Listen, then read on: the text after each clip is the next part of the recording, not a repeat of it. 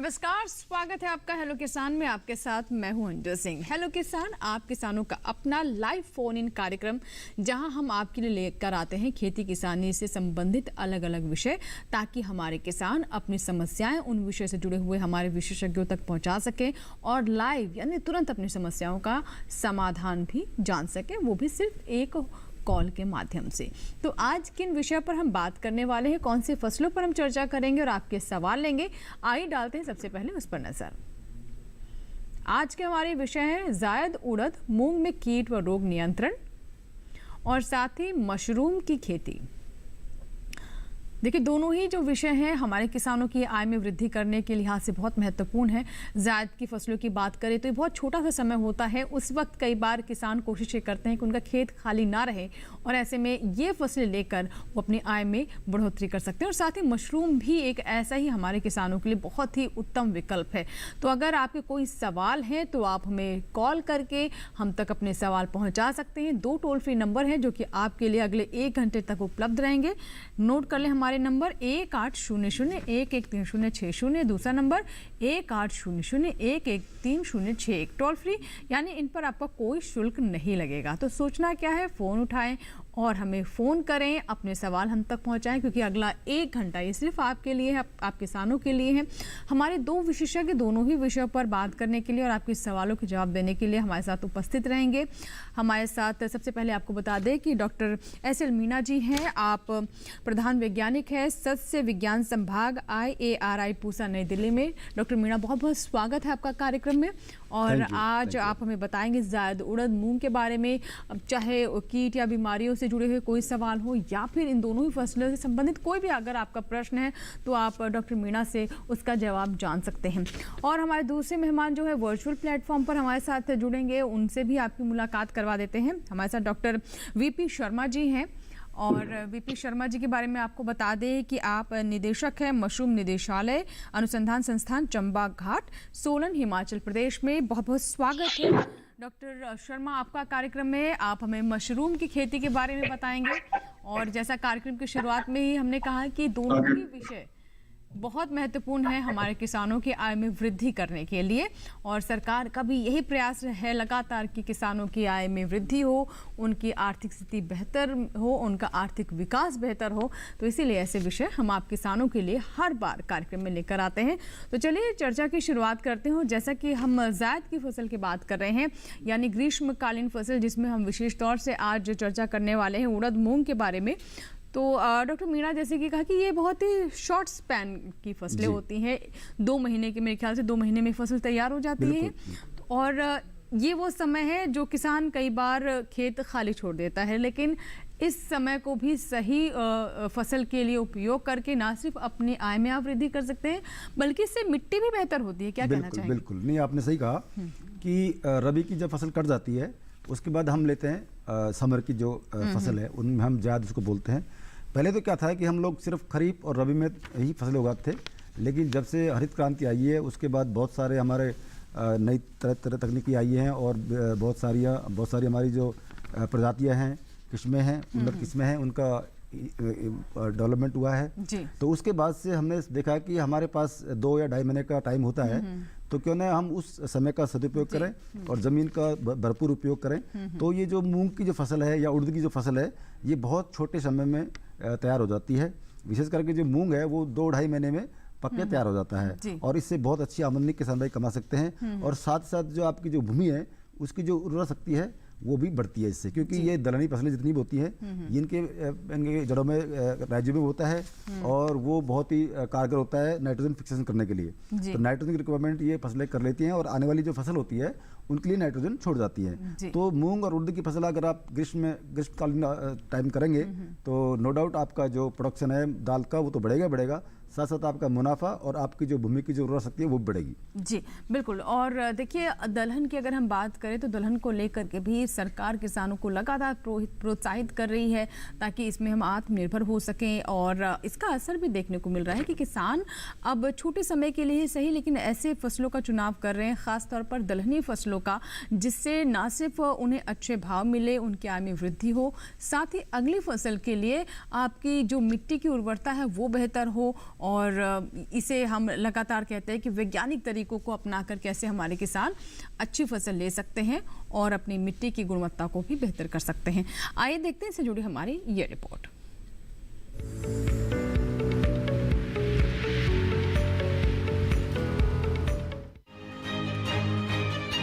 जायद मूंग और उड़द में कीट व रोग प्रबंधन। रबी फसलों की कटाई और खरीफ फसलों की बुआई के बीच खाली पड़े खेतों में जायद की फसलें आसानी से ली जा सकती हैं। मूंग और उड़द ऐसी ही फसलें हैं जिनकी बुआई इस समय की जाती है, लेकिन मूंग और उड़द ऐसी फसलें हैं जिनमें कीटों और रोगों के लगने की संभावनाएं हमेशा बनी रहती हैं। ऐसे में अगर इन कीटों और रोगों की सही पहचान करके ठीक समय पर प्रबंधन न किया जाए तो पैदावार में काफी कमी आ सकती है। मूंग और उड़द की फसल में पीला मोजैक, भभूतिया रोग और फली छेदक कीट का प्रकोप मुख्यतः होता है। पीला मोजैक एक विषाणु जनित रोग है जो सफेद मक्खी नामक कीट द्वारा फैलता है। रोग कारक पौधे की पत्तियों के बीच बीच में पीले दाग बनते हैं जो आपस में मिलकर पूरी पत्ती को सुखा देते हैं। इसकी रोकथाम के लिए मिथाइल डिमेटॉन या डाइमिथिएट की 300 मिलीलीटर मात्रा का प्रति एकड़ छिड़काव कर सकते हैं। भभूतिया रोग में पत्तियों पर सफेद चूर्ण की सतह दिखाई देती है। ये चूर्ण रोग कारक फफूंद के बीजाणु और कवक जाल होता है। पर्णदान रोग में गहरे भूरे धब्बे पत्तियों पर बनते हैं जो बाद में लाल रंग के हो जाते हैं। दोनों ही रोगों के नियंत्रण के लिए कार्बेंडाजिम की 250 ग्राम मात्रा 200 लीटर पानी में घोलकर प्रति एकड़ के मान से छिड़काव कर सकते हैं।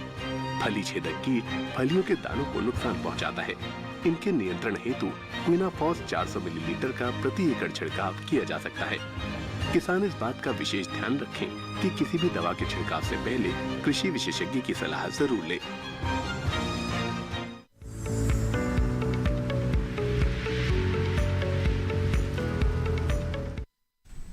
तो ये थी हमारी पहली रिपोर्ट और आज का जो हमारा दूसरा विषय है उस पर हम बात कर लेते हैं, यानी मशरूम की खेती।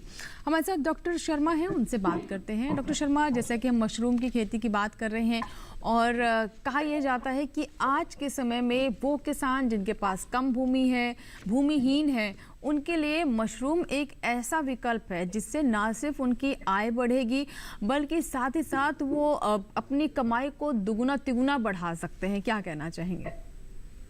जी, बहुत खूब आपने कहा कि मशरूम की एक ऐसी खेती है जो बिन खेती जिसको बोल सकते हैं कि खेती बिन खेत के।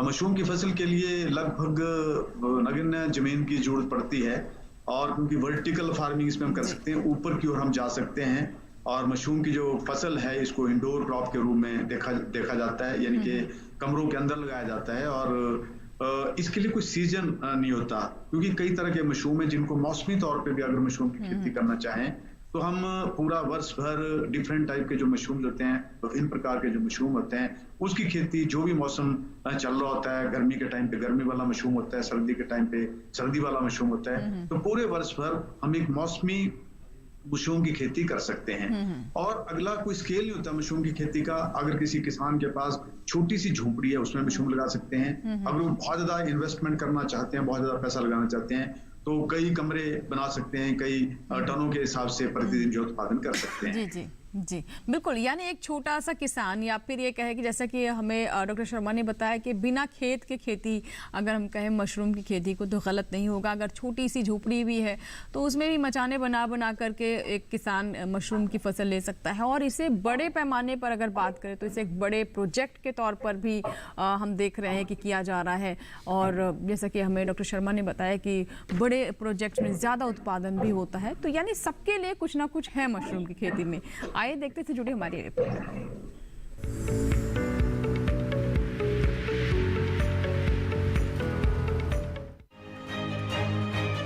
मशरूम, जिसे खुम्ब भी कहा जाता है, स्वाद और पौष्टिकता से भरपूर है। इसमें काफी मात्रा में प्रोटीन पाया जाता है। अलग अलग मौसम के हिसाब से इसकी कई किस्में मौजूद हैं। खासकर उत्तर भारत के मैदानी इलाकों में सफेद बटन मशरूम, शिटाके मशरूम, धान पुआल खुम्ब, ऑयस्टर मशरूम और दूधिया मशरूम की खेती की जाती है। अलग अलग किस्मों के कारण ही अब साल भर मशरूम की पैदावार संभव हो पाई है। मशरूम की बुआई के लिए कंपोस्ट तैयार किया जाता है। कंपोस्ट गेहूं के भूसे या धान के पुआल, गेहूं या धान के चोकर, ammonium sulphate urea, potash, gypsum और शीरे से तैयार किया जाता है। भूसा 1 साल से अधिक पुराना और बारिश में भीगा नहीं होना चाहिए। इस तरह तैयार कंपोस्ट की 8 से 10 इंच की परत ट्रे या थैलियों में भर दी जाती है। बटन मशरूम के कवक जाल की वृद्धि के लिए 22 से 25 डिग्री का तापमान और 80 से 85% नमी चाहिए। बोने के लिए हवादार और तापरोधी मशरूम घर बनाया जाता है, जिसके भीतर तापमान और जरूरी नमी को बनाए रखा जा सके।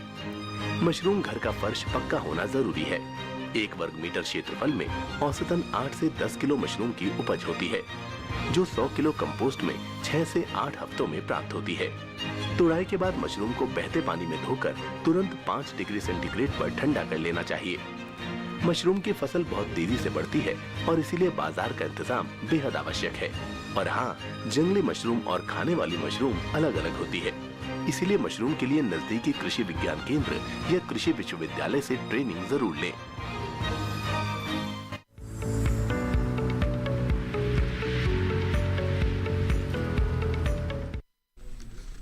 तो मशरूम पर अभी आपने रिपोर्ट देखी, जिसमें हमने आपको अलग अलग किस्म के मशरूम्स के बारे में बताया, ये भी बताया कि किस तरीके से मशरूम से हमारे किसान लाभ ले सकते हैं, और भी बहुत सारी बातें रिपोर्ट के माध्यम से हमने आपको बताई। लेकिन अगर आपके कोई अपने सवाल हैं तो आप हमें कॉल करें। एक कॉलर हमारे साथ जुड़ रहे हैं जिन्होंने उत्तर प्रदेश के उन्नाव से हमें कॉल किया है। आइए बात करते हैं। हेलो जी, राजू जी बताइए क्या सवाल है। सर मैम, मैं ये जानना चाहता था कि मशरूम की खेती करने के लिए जो झोपड़ी बनाई जाती है वो कितनी लंबाई चौड़ाई होती है, और उसमें जो कंपोस्ट यूज होती है वो कितनी लगती है एक झोपड़ी में।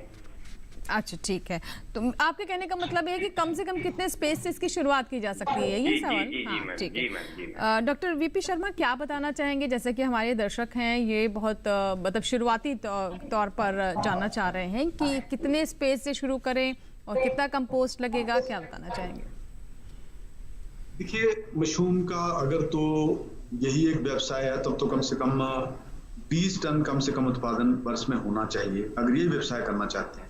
लेकिन अगर कोई किसान भाई इसे सिर्फ जोड़ना चाहता है तो एक झोंपड़ी जो कि एक नॉर्मल साइज है, वैसे हरियाणा में, उत्तर प्रदेश में जब ये मौसमी खेती करते हैं सर्दियों के दिनों में, पंजाब में, तो किसान भाई पुआल और इसे बांस से झोंपड़ियां बनाते हैं। और जो बड़ा कॉमन सा साइज है पूरे इसमें क्षेत्र में, वो 60 फुट बाय 30 फुट की झोंपड़ी इसमें देखी जाती है। और इस झोंपड़ी में लगभग 10 टन के करीब खाद जो इसके अंदर बनकर तैयार हो जाती है, और इसके लगभग 4 टन भूसा प्रयोग करना पड़ेगा। 4 टन भूसे को अगर गिला करेंगे तो लगभग 10 टन के करीब जो है खाद बन करके तैयार हो जाएगी। और खाद बने का अगर जितना समय, 1 महीने भर समय लगता है खाद बनाने में, अगर लंबी विधि से खाद बनाएंगे, और जब खाद बन गई तो इसको बिजाई करने के बाद 2 महीने तक फसल चलेगी इसमें, और 2 टन के करीब जो है मशरूम उसमें पैदा हो जाएगा। और अगर 100 रुपए भी हम रेट मान के चलते हैं तो 2 लाख की आमदनी उस एक झोंपड़ी से, जो 60 फुट बाय 30 फुट की झोंपड़ी बनके तैयार होगी। एक बड़ा कॉमन सा साइज है, और साइज इसलिए क्योंकि इसमें जो अंदर वातावरण चेता मशरूम की खेती के लिए सारे पर्याप्त रूप प्राप्त होते हैं। तो मैं तो यही सुझाव दूंगा इनको कि 60 फुट बाय 30 फुट की झोंपड़ी से शुरुआत करें, और लगभग 4 टन के करीब जो है भूसा उसमें प्रयोग करना पड़ेगा शुरू में। एक दर्शक है नरेंद्र सिंह है जिन्होंने कांगड़ा से में कॉल किया है। आइए बात करते हैं। जी नरेंद्र जी बताइए क्या सवाल है आपका। जी सवाल बताइए नरेंद्र जी। हाँ जी मैडम, मैं ये पूछना चाहता था कि हिमाचल में हम कहाँ से ट्रेनिंग ले सकते हैं? जी बिल्कुल डॉक्टर वीपी शर्मा, जैसा कि आपने कहा भी कि इसके लिए ट्रेनिंग ज़रूर लें, तो कहाँ से ट्रेनिंग ले सकते हैं? तो हिमाचल से ही बात कर रहे हैं।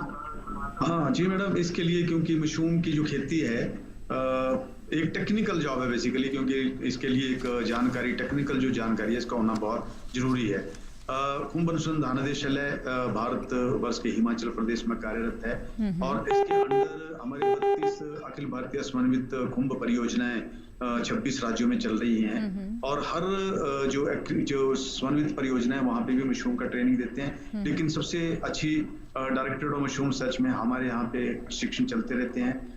कोविड के दौरान ऑनलाइन ट्रेनिंग प्रोग्राम चलते थे, 2 प्रोग्राम होते थे, अब भी उस प्रोग्राम को भी हम जारी रख रहे हैं। इसके साथ ही ऑफलाइन फिजिकल मोड में भी ट्रेनिंग हम शुरू कर रहे हैं। एक प्रशिक्षण कार्यक्रम हमारा 21 तारीख से 21 अप्रैल से शुरू हो रहा है, एंटरप्रेन्योर्स ट्रेनिंग प्रोग्राम 7 दिन का प्रशिक्षण कार्यक्रम है, और हर महीने हमारा कोई ना कोई ट्रेनिंग प्रोग्राम चलता रहता है। और इसकी जानकारी सारी हमारे वेबसाइट के ऊपर जो कि dmrsolan@icr.gov.in हमारी वेबसाइट है। इसको भी अगर आप दर्शकों को दिखा पाएं तो बहुत अच्छा होगा।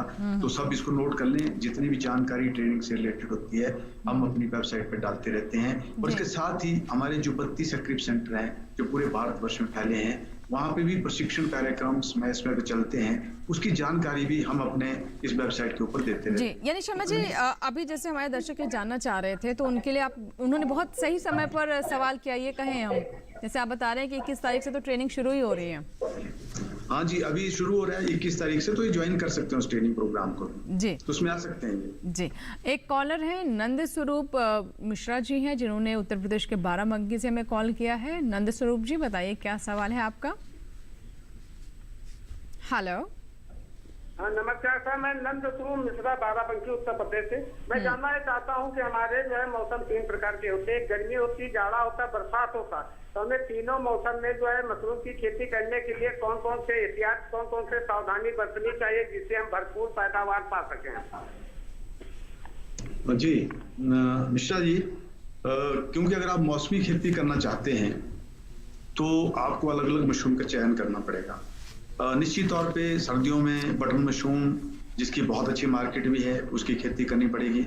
और बाराबंकी में जैसा लगभग अक्टूबर के महीने में आप शुरू कर सकते हैं बटर मशरूम की खेती, और फरवरी के अंत तक या मार्च महीने तक आप बटर मशरूम की खेती वहां पर बड़े आराम से कर सकते हैं। उसके बाद हमें ऑयस्टर मशरूम, जैसे ढेंगरी मशरूम के नाम से जानते हैं, उसकी खेती हम कर सकते हैं। और ढेंगरी मशरूम एक बहुत ही विचित्र मशरूम है। विचित्र मशरूम इस तरह से कहूंगा कि इस मशरूम में 6 प्रजातियां हमारे पास, जो प्रजाति इसमें ऐसी प्रजातियां जो कम तापमान पे भी उगाई जा सकती हैं और ज्यादा तापमान पे उगाई सकती हैं। तो हम कम से कम 2 फसल इस मशरूम की ले सकते हैं, या बरसात तक भी इस मशरूम को हम जारी कर सकते हैं। बरसात के दिनों में जब इसमें थोड़े कीड़े पड़ने की संभावना होती है ऑयस्टर मशरूम में, तो हमें एक और मशरूम है मिल्की मशरूम, उसमें उसकी खेती हम कर सकते हैं।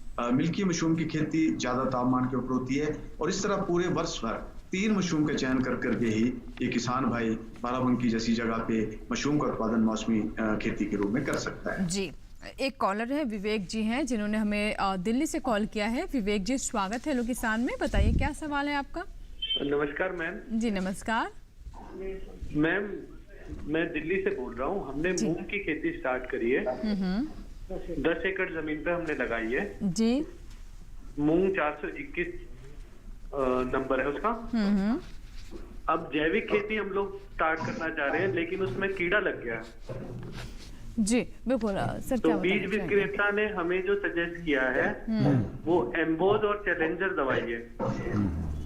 तो ये जैविक खेती में नहीं, आपको पता है कीट लगा हुआ है, कौन सा कीट लगा हुआ है, कुछ पता है आपको? हरा कीट, छोटा सा, उसको क्या बोलते हैं तो नहीं पता। देखो, इसमें ऐसा कटवर्म लगता है, एक टर्माइट लगती है, और कभी कभी इसमें सफेद मक्खी का प्रकोप होता है, जो छोटा बहुत सूक्ष्म मतलब वो कीड़ा होगा। तो आप लोगों ने ऑर्गेनिक फार्मिंग शुरू कर दी है इसमें, है ना, अच्छी बात है। मूंग में कर सकते हैं आप, ऑर्गेनिक फार्मिंग कर सकते हैं, क्योंकि गर्मियों में क्या होता है, गर्मियों में काफ़ी चीज़ें हमको आसानी हो जाती है। एक तो क्या है कि जो खरपतवार है उसका जो इन्फेस्टेशन वो कम हो जाता है। दूसरा, जो किसान भाई बोल रहे हैं कि उनके यहाँ पे कीड़ा वीड़ा लग गया है, तो ऑर्गेनिक फार्मिंग में एक बड़ी समस्या होती है कि कीड़े को कंट्रोल कैसे किया जाए, क्योंकि हम लोग ऑर्गेनिक फार्मिंग में कभी भी केमिकल का इस्तेमाल नहीं करते हैं, कोई भी इंसेक्टिसाइड नहीं डालते नहीं है। लेकिन उनका जो बीज जहाँ से लिया उन्होंने कंपनी से लिया होगा, या तो बीज ऑलरेडी सर्टिफाइड होगा, और या फिर किसान भाइयों ने बीज को ट्रीटमेंट किया होगा, बीजोपचार किया होगा। जनरली हम किसान को कहते हैं कि आप जब भी बीज उपयोग करें, चाहे आपका हो चाहे दुकान का हो, जिनका ये नाम ले रहे हैं जी, क्या ये ऑर्गेनिक एग्रीकल्चर में, जैविक खेती में इसका इस्तेमाल किया जा सकता है? मतलब इनका मुझे लगता है मेन सवाल यही है। हाँ, मैं समझ गया। वो उनको ऑलरेडी किसी कंपनी ने दिया हुआ है, क्योंकि कई बार कई सॉल्यूशन देते हैं, कई प्रोडक्ट आते हैं और कंपनी क्लेम करती है, लेकिन कई बार वो काम नहीं करता है। लेकिन हम तो किसान भाई को ये बोलते हैं कि जब भी आप जैसे ऑर्गेनिक फार्मिंग शुरू करेंगे, तो आप ये सब चीज़ों का ध्यान रखते हुए आपका जो बीज है उसको ट्रीट करेंगे। तो ट्रीट करने के कई तरीके होते हैं हमारे पास, जैसे नीम सीड कर्नल एक्सट्रैक्ट होता है, नीम का ऑयल भी होता है, और आपका विभिन्न प्रकार के मतलब हमारे जो ऑर्गेनिक प्रोडक्ट बनाए हुए हैं उनका आप इस्तेमाल कर सकते हैं। और कई बार कोई पर्टिकुलर कीट के लिए पर्टिकुलर हम सूक्ष्म वो लेते हैं, माइक्रो ऑर्गेनिज्म लेते हैं, उसका भी हम उपयोग कर सकते हैं। तो अभी फिलहाल अगर कीट लगा हुआ है तो तो उसमें आप क्या करेंगे, अभी जो हमारा जो नीम सीड एक्सट्रैक्ट, कर्नल एक्सट्रैक्ट होता है, वो पाउडर होता है। तो उस पाउडर को आप 5% पानी में मिला करके, मतलब 5% के साथ से पानी मिला करके इस पे करेंगे जी। तो इस पे करने से क्या है कि कीट वहाँ पर ज़्यादा अटैक नहीं करेगा और ज़्यादातर जो कीट हैं वो मर जाएंगे और दूसरे कीट पनप नहीं पाएंगे। तो ये इस्तेमाल आप कर सकते हैं इस समय जी। चलिए, इसी के साथ ही हमारे लिए वक्त हो गया छोटे से ब्रेक का, लेकिन ब्रेक के बाद भी आपकी कॉल्स का हमें इंतजार रहेगा और साथ ही इन दोनों विषयों पर हम लगातार चर्चा करते रहेंगे। यानी जैसे कि आज हम बात कर रहे हैं जायद उड़द मूंग में कीट और रोग प्रबंधन की, और साथ ही मशरूम की खेती पर भी। छोटा सा ब्रेक।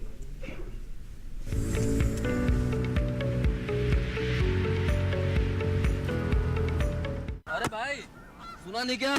केसीसी ने किसानों का जिंदगी बदल दिया है। देश के छोटे किसान 1,60,000 रुपए तक का कर्ज बिना किसी गारंटी को ले पाएंगे। ब्याज खोरों से भी पीछा छुटा। मैं तो जैविक खेती का पूरा सामान मंगा लिया। केसीसी का भी कोई दबाव नहीं है। ब्याज चुकाने के लिए पूरा 1 साल मिलता है। समय पर भुगतान करने पर केवल 4% के सालाना ब्याज पे लोन मिल गया मुझे। अपना आधार कार्ड, लेटेस्ट फोटो और जमीन के कागजात लेके अप्लाई करो बस। और नामांकन भरने के लिए जेब भी ढीली नहीं करनी पड़ी।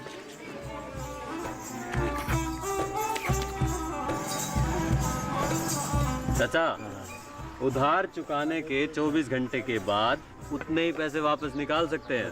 केसीसी ने किसानों की जिंदगी वाकई बदल दी है। तो आप भी किसान क्रेडिट कार्ड अपनाएं और सहजता से ऋण पाएं।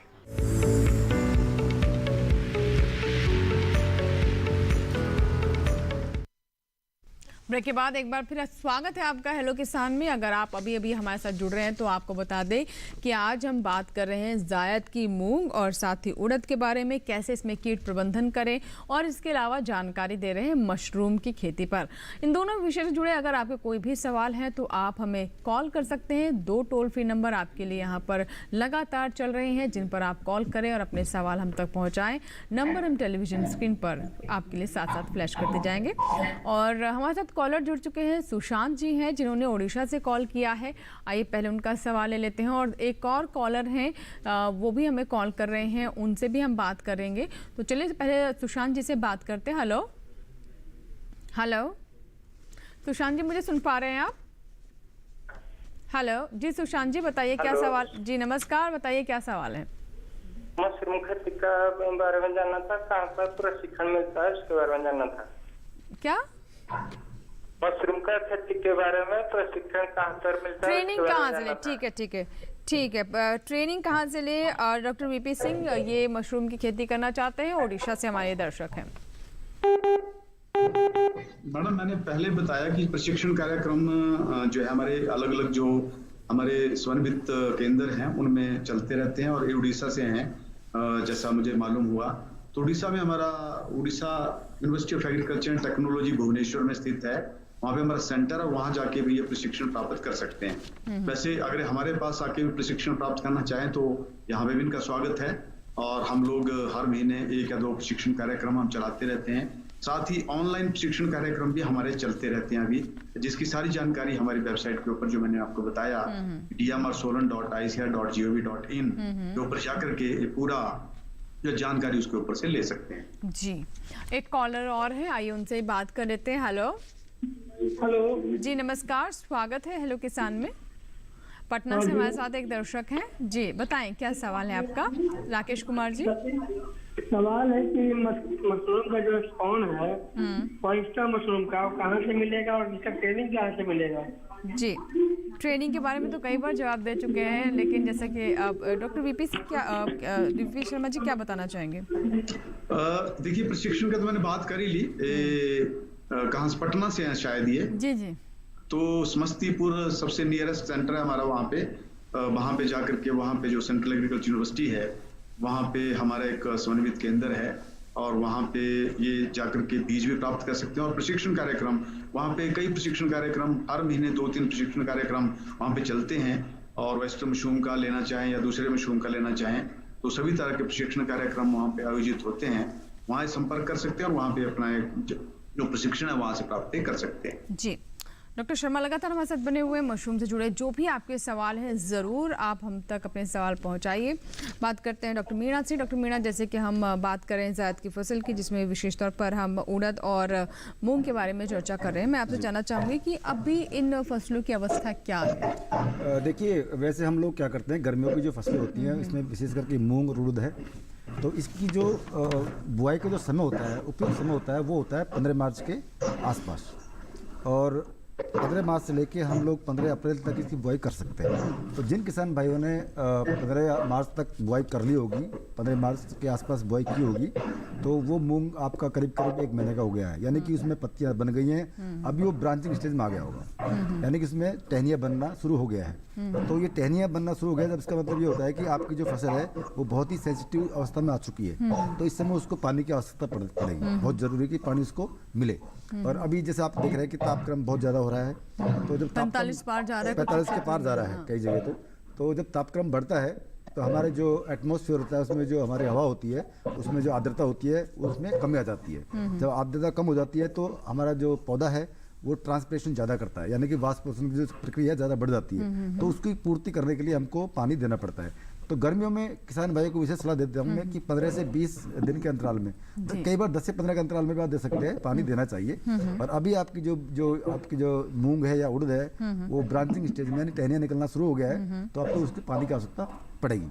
जी बिल्कुल, तो सिंचाई बहुत महत्वपूर्ण है इसमें। एक कॉलर है, आइए बात करते हैं। हेलो हेलो जी, नमस्कार, स्वागत है हेलो किसान में, सवाल बताइए।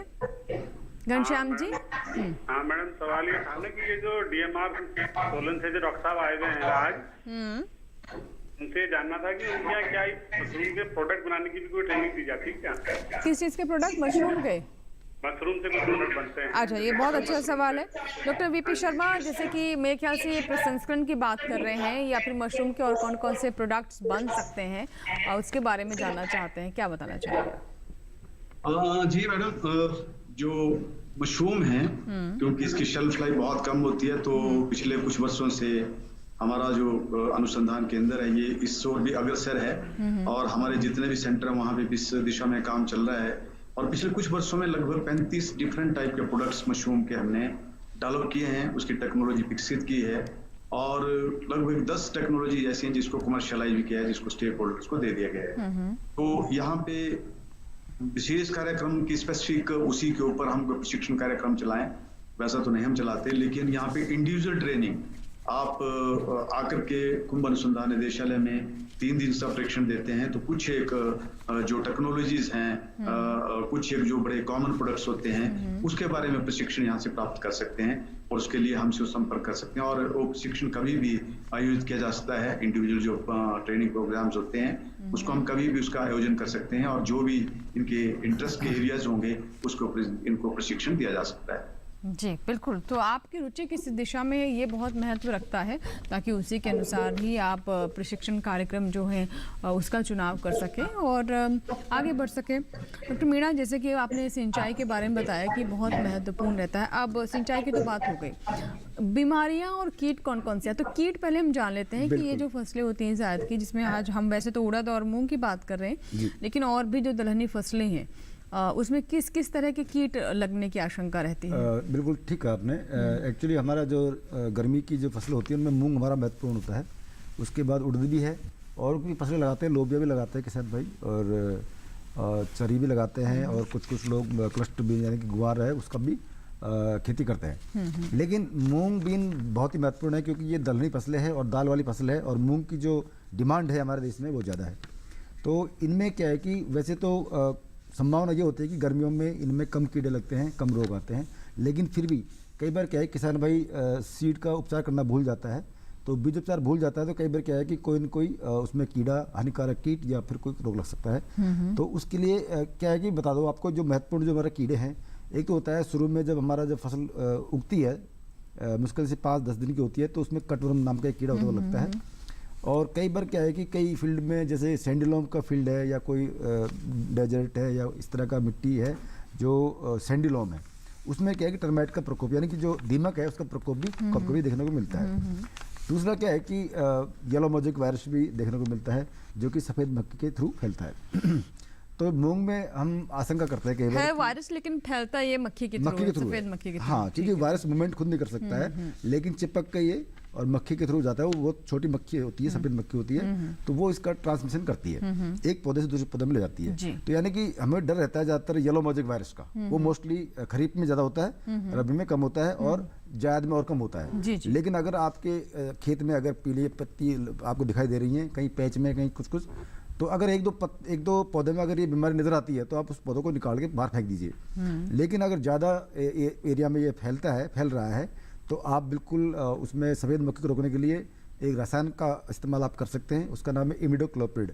उसकी जो मात्रा होती है वो करीब करीब 10 लीटर पानी में 3 मिलीलीटर दवा को मिला करके उसका स्प्रे कर सकते हैं, जिससे क्या है कि सफेद मक्खी का नियंत्रण हो जाएगा। सफेद मक्खी से तो बहुत नुकसान होता है। तो येलो मोजेक वायरस रोकने का तरीका यही है। जी बिल्कुल। चलिए, इसी के साथ ही हमारे लिए वक्त है एक और छोटे से ब्रेक का। कहीं मत जाएगा, बने रहे हेलो किसान के साथ छोटा सा ब्रेक।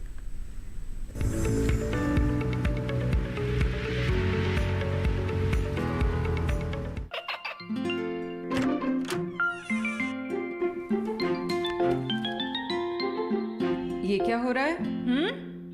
काशवी, इतने कम मार्क्स? काशू बेटा पढ़ा करो, पढ़ोगी नहीं तो आगे कैसे बढ़ोगी? मम्मा मैं भी तो आपसे यही कहना चाहती हूँ, पढ़ा करो। आप पढ़ोगे नहीं तो आगे कैसे बढ़ोगे? मतलब? वो देखो, सिर्फ बैक पर छपा ऑर्गेनिक नहीं, ऑर्गेनिक का निशान पहचानिए। पीजीएस ऑर्गेनिक का ये लोगो उन किसानों की पहचान है जो आज भी परंपरागत विधि से रसायन मुक्त खेती कर आपके लिए शुद्ध फसल उपजा रहे हैं।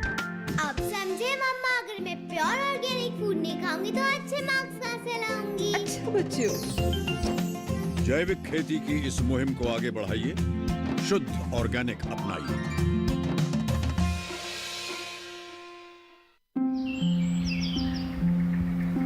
अरे अरे अरे क्या कर रहा है?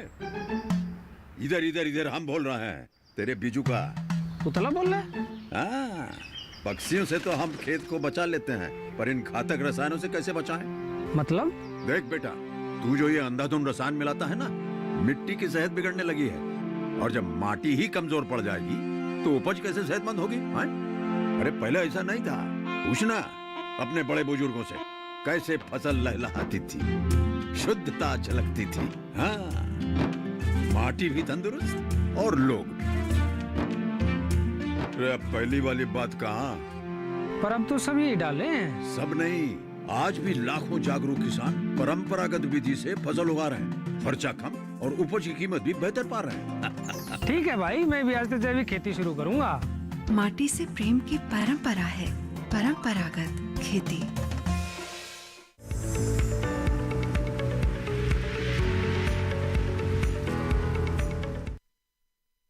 ब्रेक के बाद एक बार फिर आपका स्वागत है। आप देख रहे हैं हेलो किसान। आज हम बात कर रहे हैं मशरूम की खेती की, और साथ ही हम जानकारी दे रहे हैं जायद की मूंग और उड़द के बारे में। आपके कोई भी कॉल है, कोई सवाल है तो आप हमें ज़रूर संपर्क करें।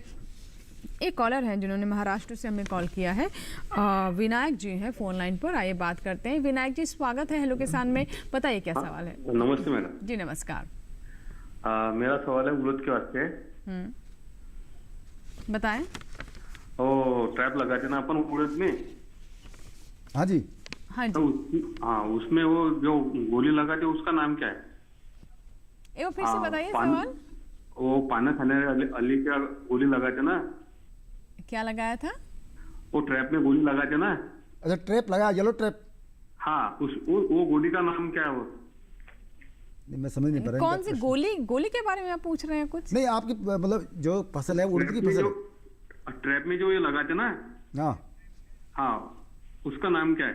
येलो ट्रैप हम लगाते हैं जनरली, जो हमारे कीड़े हैं ना उनको मतलब अट्रैक्ट करने के लिए। आपकी जो उड़द की फसल है उसमें कीड़ा लगा हुआ है या आपने ट्रैप लगाया हुआ है? ट्रैप लगा हुआ है। अच्छा।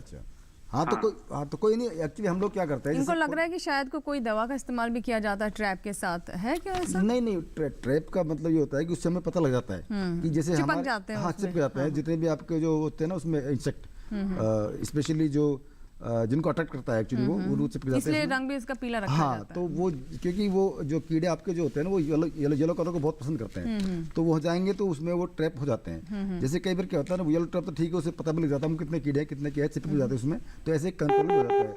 लेकिन अगर ज़्यादा मात्रा में अगर कोई कीड़ा लगा हुआ है, हानिकारक कीट लगा हुआ है, तो उसके लिए हमको मतलब इंसेक्टिसाइड का इस्तेमाल करना ही पड़ेगा। तो कहीं ये इंसेक्टिसाइड के बारे में तो नहीं जानना चाहते हैं? शायद हो सकता है कि उसका नाम इनको मालूम होना चाहिए था।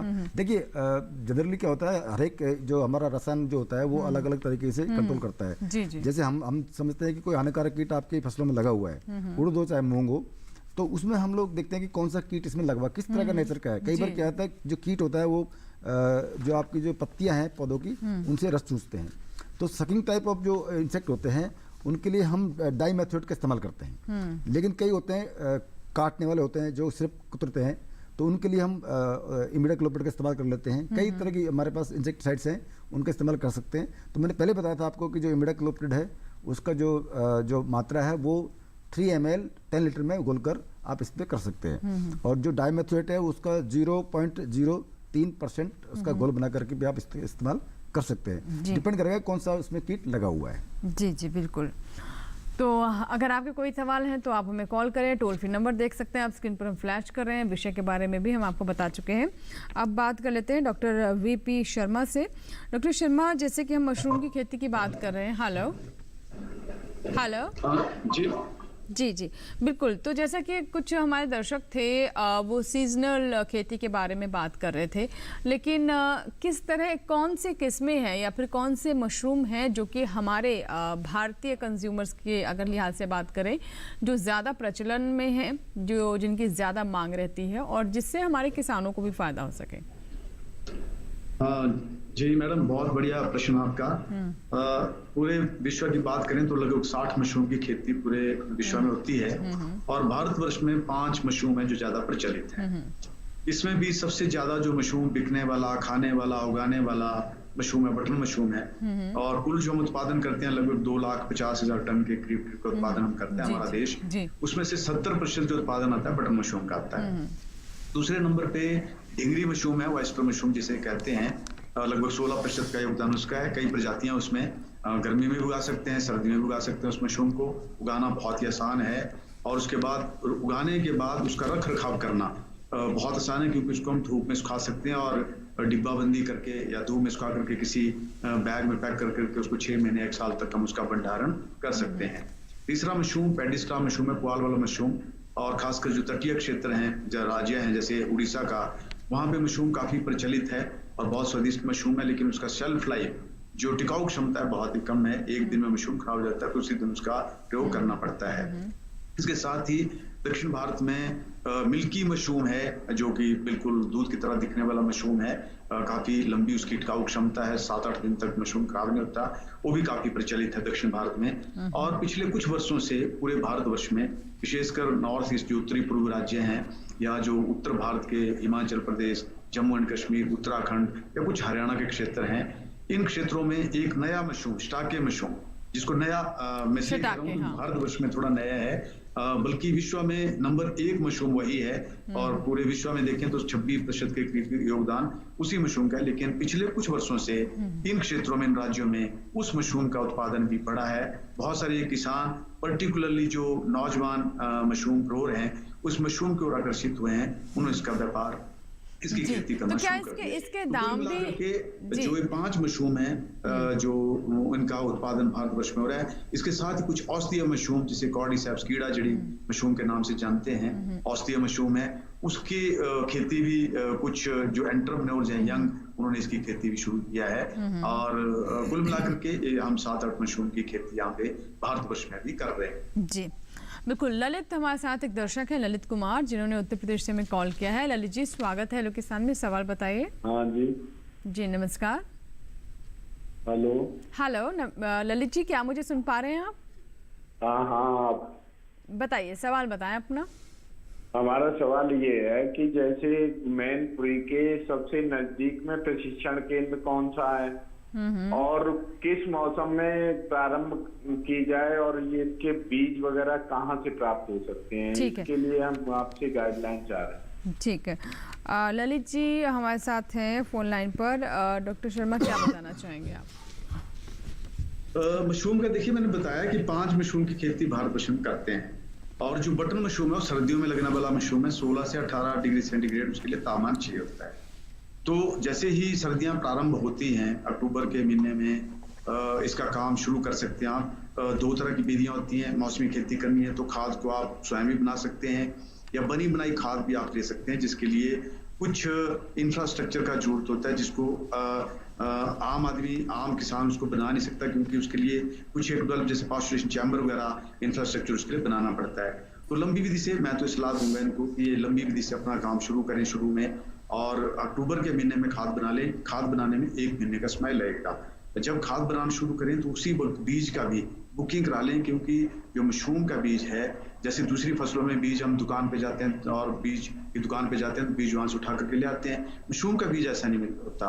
मशरूम का बीज जो इसके लिए स्पेशलाइज्ड लेबोरेटरीज हैं, कुछ प्रयोगशालाएं हैं जो हमारे एग्री केंद्र जैसे मैंने बताया, या एग्रीकल्चर यूनिवर्सिटीज हैं, वहां से मशरूम का बीज प्राप्त हो सकता है। DMR से, हमारे खुम्ब अनुसंधान निदेशालय से मशरूम का बीज प्राप्त हो सकता है। हमें पत्र लिखें, उसका कुछ पैसा जमा कराना पड़ता है पहले, वो करवाएं। और ज्यादातर रेट जो है मशरूम के बीज का 70 रुपए से लेके 100 रुपए तक के करीब करीब होगा।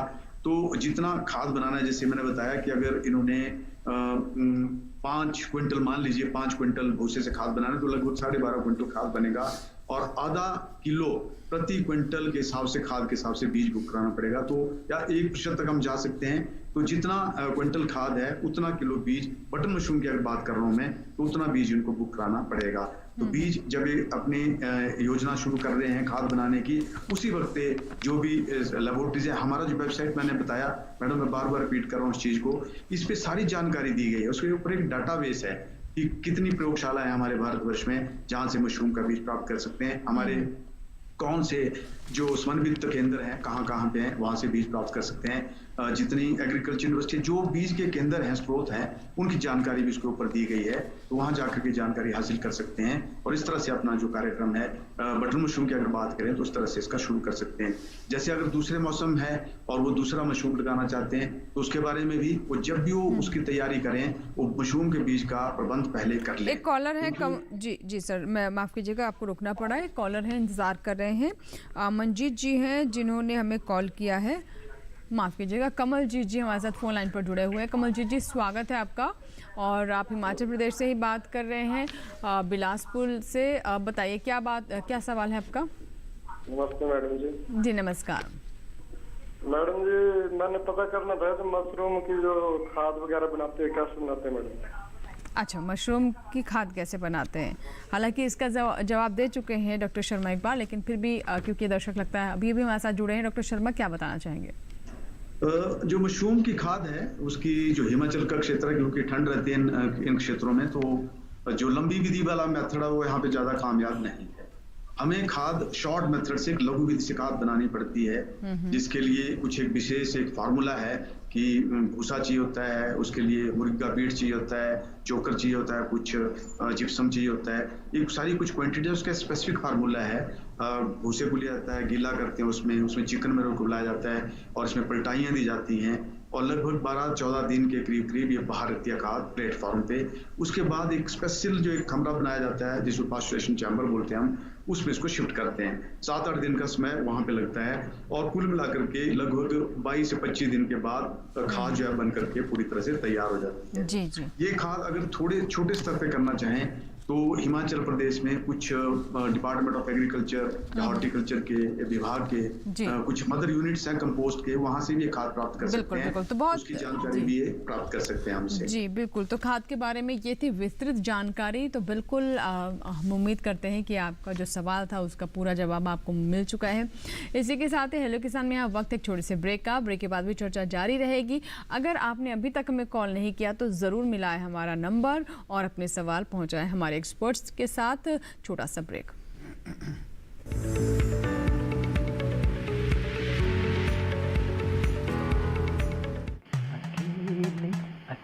अरे वाह भैया, अकेले अकेले। अरे तू भी ले, पर खाएगा कैसे? मैं ऑर्गेनिक खेती की बात कर रहा रे बेटे। अकेले अकेले खेती कब तक करेगा? मतलब गांव में 20-25 किसानों का समूह बना के पंजीकरण करवा ले, फिर सरकारी ट्रेनिंग भी मिलेगी और मुफ्त जैविक बीज खाद भी। फिर पीजीएस ऑर्गेनिक की सरकारी मोहर के साथ तेरी उपज आकर्षक पैक में पहुंचेगी बड़े बाजार तक। अच्छा? हाँ, अरे भाई कहाँ चल दिया? सबको साथ लाने, आमदनी बढ़ाने। तो किसान भाई समझ गए ना, साथ मिलकर ऑर्गेनिक खेती कीजिए, अपनी परंपरा को आगे बढ़ाइए, ज्यादा मुनाफा कमाइए। माटी से प्रेम की परंपरा है परंपरागत खेती।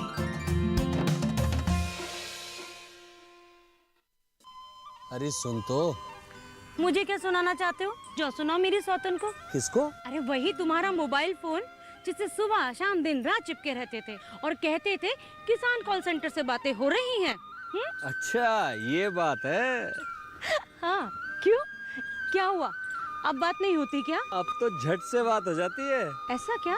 हाँ, अब तो ज्यादा लाइनें और खास तकनीक के कारण खेती के माहिरों से तुरंत बात हो जाती है। और अगर कभी लाइन व्यस्त हो तो अपनी समस्या फोन पर रिकॉर्ड करा दो, वहाँ से फोन आ जाता है और समस्या की हल का मैसेज भी आ जाता है। ये देखो आ गया। अरे वाह, इसका मतलब इंतजार की घड़ी अब खत्म। हाँ। तभी मैं सोचूं कि आजकल मुझ पर इतना प्यार क्यों आ रहा है।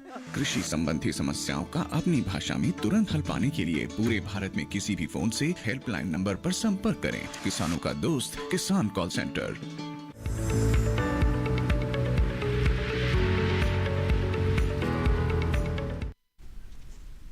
ब्रेक के बाद एक बार फिर आपका स्वागत है। आप देख रहे हैं हेलो किसान। एक दर्शक है हमारे साथ जिन्होंने बीकानेर से कॉल किया है, श्यामलाल जी हैं। श्यामलाल जी स्वागत है, बताइए क्या सवाल है? जी मैं बोल रहा हूँ राजस्थान बीकानेर से, श्यामदीन नाम है मेरा जी। हमारी यहाँ मूंगफली के अभी बिजाई चालू है। श्याम जी श्याम जी बताइए, मूंगफली के बारे में बता रहे हैं आप? हाँ, मूंग की और मूंगफली की दोनों की बिजाई चल रही है। मूंगफली के अंदर पिलापन की बीमारी ज्यादा रहती है, फंगस की। अच्छा, और कोई समस्या? फंगस रोग लगता है ना, पिलापन होता है ना।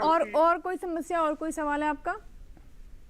नहीं, इतना ही है सर। ठीक है। अच्छा, बहुत बढ़िया बहुत बढ़िया। देखो, इनका पहला कहना है कि मूंग की बुआई हमने कर ली है और जो हमारा जो ग्राउंड नट है, हालांकि ये बहुत जल्दी ही शायद मेरे ख्याल से बुआई कर रहे हैं। अभी मूंगफली का सही समय सही समय शायद अभी नहीं है, अभी लेट कर सकते हैं क्योंकि हम लोग जनरली मई के लास्ट में या जून के प्रथम सप्ताह में इनको हो सकता कोई ऐसी वैरायटी हो इनकी। हाँ मे बी, लेकिन ठीक है। मूंग और मूंगफली आजकल कई वैरायटी ऐसी आती है जिसको हम किसी मौसम में कर सकते हैं। जनरली मूंगफली तो हमें खरीफ के मौसम में करते हैं, लेकिन जो मूंग बीन है, वो जो मूंग है वो तो इन्होंने बुआई कर दी है उसकी, और वो उसमें कभी कभी पीलापन आता था। मैंने पहले आपको बोला था कि उसमें बिल्कुल डेफिनेटली ये जो येलो मोजेक वायरस जो होता है वो एक वायरस होता है, उसकी वजह से वो पीलापन आता है। तो उसकी रोकथाम के लिए मैंने पहले बता दिया था कि उसको सफ़ेद मक्खी को रोकना होता है, उसके लिए हम इमिडाक्लोपिड का इस्तेमाल करते हैं।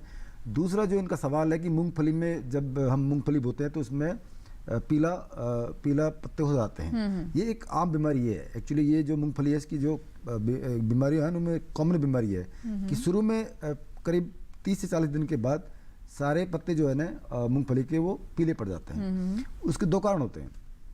एक तो क्या है कि किसान भाई नाइट्रोजन को देना भूल जाता है। अच्छा। और नाइट्रोजन तो इतना खुश होकर इतना ज्यादा हाँ, लेकिन वो कई बार नहीं देते हैं एक्चुअली। कई बार नहीं देते हैं, तो उसकी वजह से भी ऐसा कभी कभी होता है। और या फिर उसमें क्या है कि मैं बोल रहा था कि कभी कभी येलो मोजेक वायरस लग जाता है, और दूसरे कुछ सूक्ष्म तत्व भी जो होते हैं उनकी वजह से भी पीलापन आता है। कभी कभी डिफरेंस नहीं कर पाए किसान भाई, जैसे कि ये नाइट्रोजन से है या सल्फर से है या कोई माइक्रोन्यूट्रिएंट हो सकता है, सूक्ष्म तत्व हो सकता है उसकी वजह से। तो इसके लिए किसान भाई को मैं सलाह देना चाहूंगा कि आप अपने खेत की जांच, मिट्टी की जांच जरूर करवाएं, क्योंकि अगर उसमें कोई रोग नहीं है, कोई कीट नहीं है, तो फिर बिल्कुल पक्का आपकी भूमि है उसमें कोई न कोई जो तत्व है, पोषक तत्व है, उसकी कमी है। तो हम लोग ज़्यादातर नाइट्रोजन, फास्फोरस, पोटेशियम देते हैं। कई बार किसान भाई कैल्शियम देता है क्योंकि इसको कैल्शियम चाहिए, और सल्फर भी दे देते हैं, लेकिन कई बार हम लोग सूक्ष्म तत्वों का इस्तेमाल नहीं करते हैं। तो अगर आप अपने खेत की मिट्टी की जांच करवाएंगे तो उसमें पता लगेगा कि आपकी जो खेत है उसमें कौन सा सूक्ष्म तत्व ज़्यादा है, कौन सा कम है। अगर कम है तो डेफिनेटली उसकी पूर्ति आप बिल्कुल कोई न कोई दूसरा जो फर्टिलाइजर है उसके थ्रू करेंगे, या FIM डालेंगे, या कंपोस्ट डालेंगे, या वर्मी कंपोस्ट डालेंगे, किसी भी तरह से उसकी आप पूर्ति करेंगे, तभी आपकी फसल बिल्कुल स्वस्थ होगी, तभी आपकी जो पैदावार होगी वो अच्छी होगी। बिल्कुल। और चलिए बात करते हैं एक बार फिर से मशरूम पर। शर्मा जी हमारे साथ लगातार हैं। शर्मा जी, जैसे कि मशरूम के बारे में बहुत सारी बातें आपने बताई, ये भी बताया कि कौन सी किस्में हैं या किस तरह के मशरूम प्रचलित ज़्यादा है, किसान कैसे इसकी ट्रेनिंग ले। लेकिन मशरूम की खेती से जुड़ा हुआ एक और बहुत बड़ा सवाल है और शायद मुझे लगता है कि बहुत सारे किसान इस सवाल को हम तक पहुँचाना भी चाह रहे होंगे। इसकी मार्केटिंग, मतलब किसान जो पारंपरिक हमारी फसलें हैं भाई वो तो पता है कि उसका बना बाजार है, मशरूम को लेकर एक ये समस्या भी रहती है या फिर जानकारी का अभाव रहता है। और एक्सपर्ट्स भी यही कहते हैं कि मशरूम आप तभी पैदा करें जब आप पहले मार्केट को एक्सप्लोर कर लें।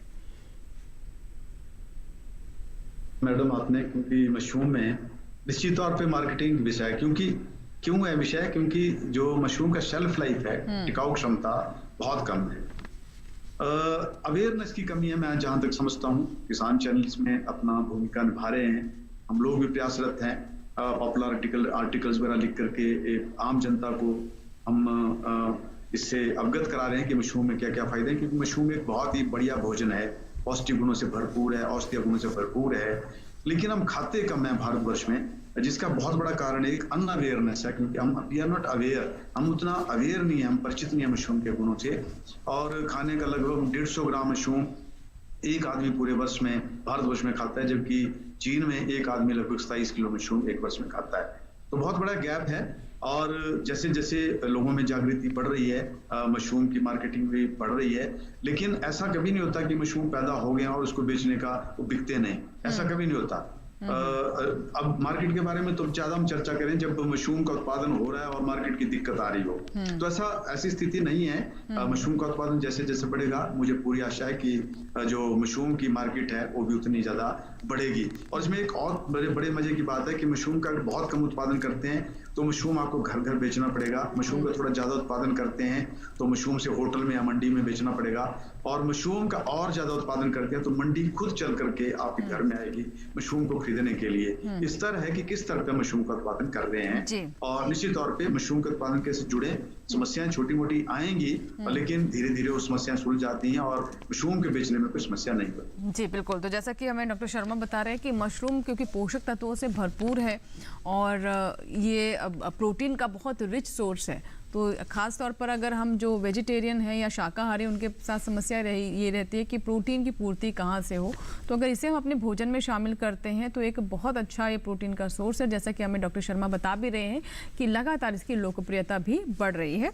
हमारे साथ कमल जी हैं, एक दर्शक, आइए बात कर लेते हैं। हेलो कमल जी, बताइए क्या सवाल है। राजस्थान से हमारे साथ हैं आप फोन लाइन पर।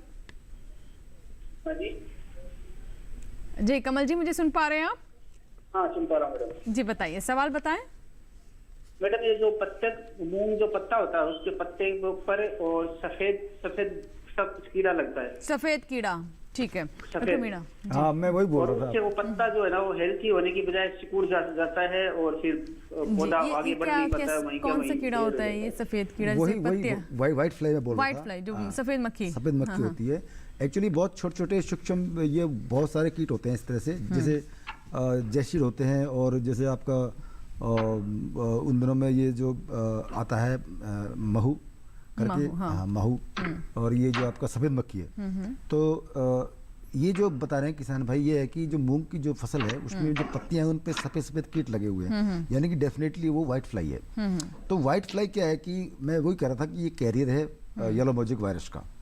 तो ये नुकसानदेह भी करती है, ऐसी बात नहीं है। व्हाइट फ्लाई भी नुकसान करती है।